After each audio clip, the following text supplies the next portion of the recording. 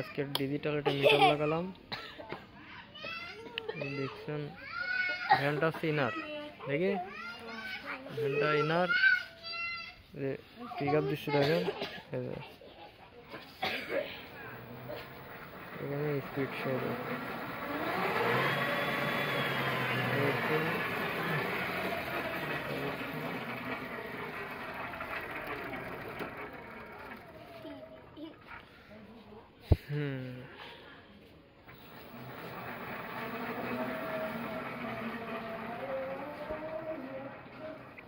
খালি মিটার লাগা কেমন লাগছে?